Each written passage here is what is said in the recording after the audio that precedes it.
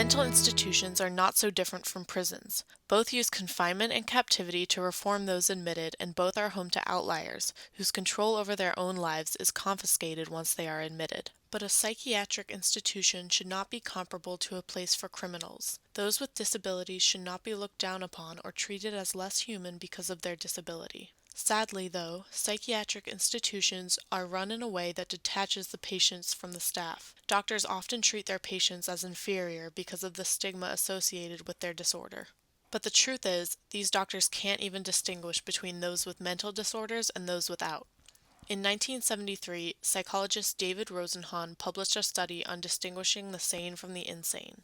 He sought to answer the question, do the characteristics that lead to diagnoses reside in the patients themselves or in the environments in which observers find them? To answer this, Rosenhan sent 8 pseudo-patients or fake patients, including himself, into various hospitals throughout the East Coast. The hospital workers were unaware that these were fake patients.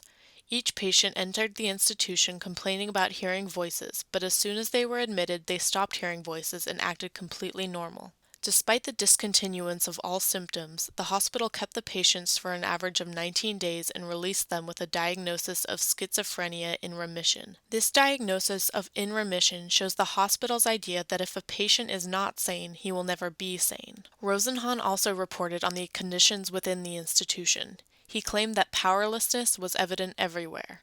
Interactions between doctors and patients averaged only 6.8 minutes per day, and when the patients would ask doctors a question, the doctors would blatantly avoid the question and either change the subject or ignore the patient and walk away. The hierarchical structure of the mental hospital leaves the doctors and nurses in a different world than the patients.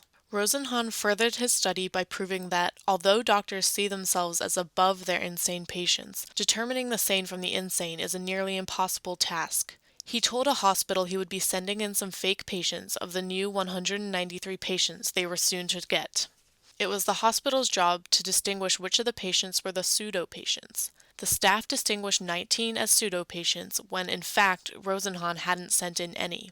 All of them were real. If doctors cannot even determine which of their patients are sane or insane, how can they treat the sane as superior? This environment in which the doctors treat their patients as inferior inhibits recovery because it reinforces the patient's notions that they are inept social outcasts.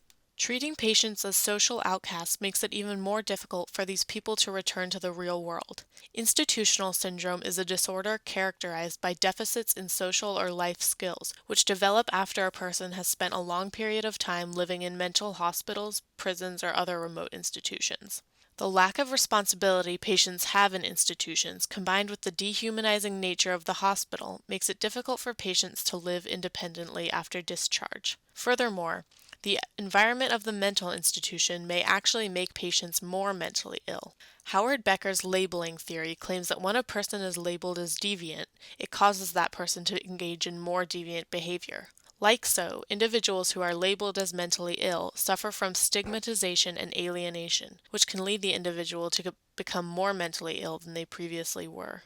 Community Mental Health Service, or CMHS, is an alternative to institutionalization of those with disabilities. Instead of placing individuals in an asylum, they can live in supported housing, attend community mental health centers, or live in separate wards of general hospitals. CMHS lessens social exclusion by placing patients in a setting more integrated with the real world. Maybe, if patients are removed from a group that treats them as inferior because of their disorder, they can become more integrated, valuable members of society.